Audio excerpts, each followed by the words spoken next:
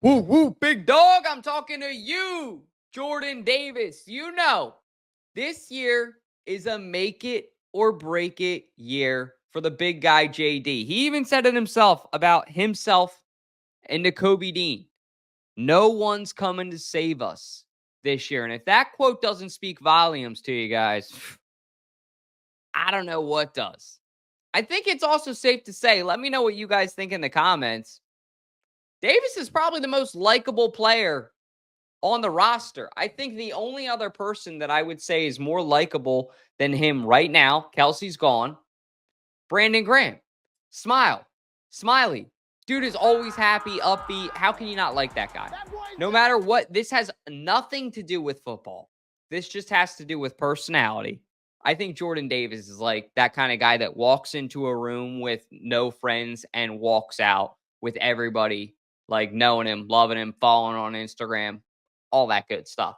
So he's a locker room guy for sure. I don't want to see him leave. I love the dude personally. So what I'm trying to say is I'm rooting for you, JD. I hope you get it done, man. I do. But unfortunately, since the Eagles have taken Jordan Davis 13th overall, he hasn't lived up to the hype. I don't know if there's any other Eagles fans out there. I mean, the dude was a freak coming out of college. For a guy that size to be able to travel that fast was almost unheard of. Then the Philadelphia Eagles take him. You know, he's had a couple good moments here and there. He's flashed moments for sure. We've seen what he can be capable of. But I wanted Kyle Hamilton in that moment. Kyle Hamilton, I think, is a way more solidified NFL player right now than Jordan Davis. At that point in April, the Philadelphia Eagles needed a safety. We didn't have CJ Gardner-Johnson yet. So there's videos of me on my TikTok saying I wanted Kyle Hamilton. Eagles didn't really need a defensive tackle at that point either. They had, depth. They had Fletcher Cox. But you guys know Howie Roseman. He loves to build the trenches, and he knows what he's doing. I'm not a GM either. I'm just saying, this is one out of a million picks that I just would have done a little bit differently. Point being, Jordan Davis right now. Let's stop talking about the past. Let's talk about the future. Let's talk about the present. This man has slimmed down a lot. If you guys haven't seen him, I mean, he looks like a completely new dude. I'm proud of him for that. I hope that means that he's going to be more agile, quicker. It's strength. I really hope that it's not a bad weight loss, which I don't think it would be if he was. He looks like he's probably in the best shape of his life that we've ever seen him in. So for that, I salute the guy. But he knows, I mean, he's got to have a Fletcher Cox-esque year right here. I have in my notes. Fletcher Cox in 2015 was kind of his breakout year.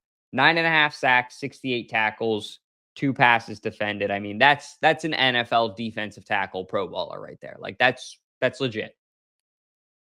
I want Jordan Davis. If Jordan Davis went out and had 50 tackles this year, 6 sacks, and like 2 passes deflected. He's a big fucking dude. I mean, he's a wall, so he should have maybe 3 passes deflected.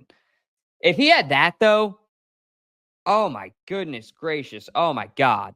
I would be thrilled. There would be no doubt that we should keep him. And I don't know how you other Eagles fans feel about this. It's like, why are we going out picking another defensive tackle the year after we just drafted one? I would rather have Jalen Carter over Jordan Davis. I'll say that. Nothing against the two. Just I think Jalen Carter is more of a freak of nature. If it was truly up to me, I would have taken Kyle Hamilton that year, and I would have taken Jalen Carter the next year. And our defense would be fucking nuts right now. And could you imagine if they actually ended up bringing back CJ Gardner-Johnson still? Now, I don't know if he would have came to the Eagles still, if they would have let Kyle Hamilton develop, if maybe Kyle Hamilton would have been Reed's replacement. This is all hypothetical. But back to JD. I think that the dude is a hard worker. I think that the dude has the talent. I think that the dude has the team behind him. Everybody wants to see him do it. So at this point, it's just up to Jordan Davis.